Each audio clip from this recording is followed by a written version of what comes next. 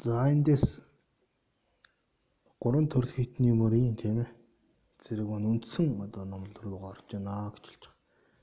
За биднээс одоо юу хийх гээд байна гэвэл юу бүтээх гээд байгаа юм бэ гэдэг бол амьтны тус юм аа гэж хэлж байгаа. Амьтны тус нь бол ахуй үес буюу одоо бурхан болох хүртлэх гэсэн үг тийм ээ.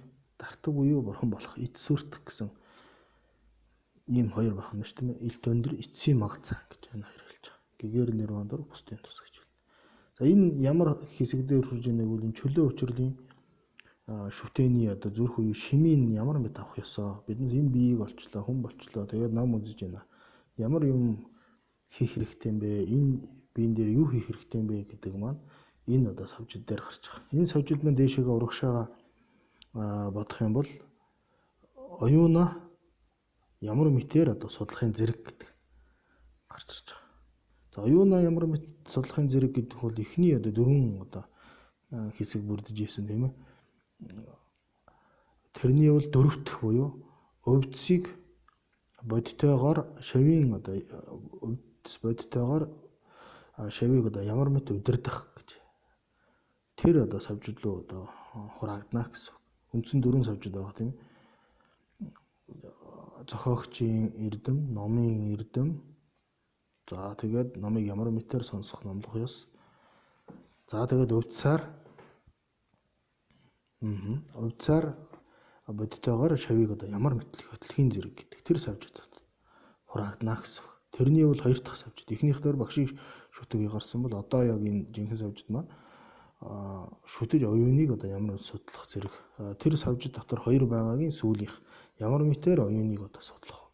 За тэр маань одоо ингээд энэ ерөнхийд нь болон шимийн ямар мэт авах ёстой гэсэн тийм хоёр савжид гараад тэгээ гурван төрөлхийд намыг хураангуугаар номлоно гэдэг ингээд хасч. Тэгээд энэ дотороо одоо бүх савжидууд маань энэ хэсэг дээрээс ингээд цацраад энэ бидний зэрэг ерөнхийдөө бол бүрднэ гэсэн үг.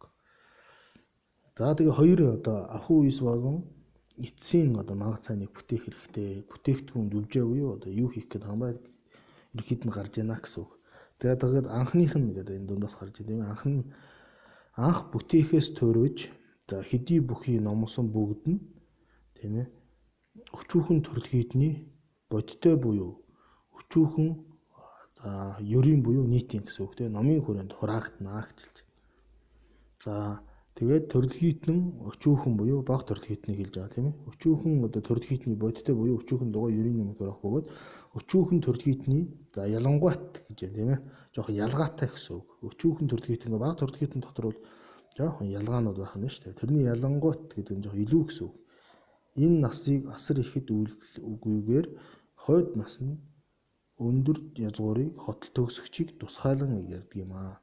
Энэ хойд насаа боддог гэсэн үг тийм ээ. За зарим одоо хүмүүс төрөлхийдэн бол амьтд бол одоо хойд насаа бодохгүй шүү дээ. Хүн энэ насаараа амьдрна гэж. Ялгаатай гэхээр бас ядаж хойд насаа боддог гэсэн үг.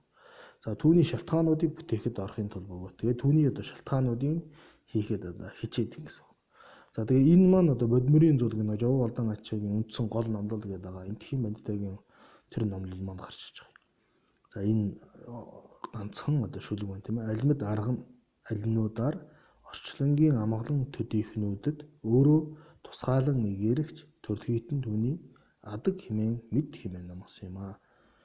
Орчлонгийн амгалан тусгаалдаг ерөн хойд төрлөө боддог. Тэрэнд явахыг гэсэн үг тийм ээ. За магад сайн хоёр бөгөөд орчлонгоос тонсон төдий нирван хийгээд хамгийн айлдагч болоо гэж хэлж байна.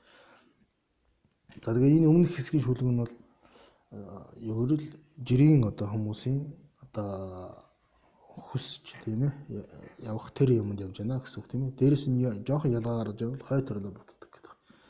Хой төрлөө бодох энэ насанд амгалан байна гэдэг нь ерөн 10 хорон үлийг дэвчих 10 цагаан буйныг үлдхийг л одоо ёс зүйтэй буюу шагшаа баттай байхад хой төрөл сайжирчна. За хой төрөл дээр илүү сайн байя гэвэл эд таваар бусдад өглөг өгөх тэргүүтэн одоо 6 бэлэг баримтын одоо тэр юмд баг цагаар хичээдэг тэр бол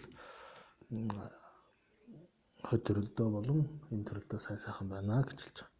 За тэрний дараа бол одоо магад сайн буюу гэгэрл нирваны төлөө явдаг тийм ээ тарва ээлэг магад сайн гэдэг чинь одоо яг жинхэнэ сайн юм төрөх гэсэн үг тийм. Тэр нь бол орчин алгангоос төрлөх гэж тонилсон гэж хэлж байгаа тийм. Орчлонгоос тонилсон нирван болон тамжи чимба буюу хамгийн альдагч гэгээр нь бурхан болох гэж.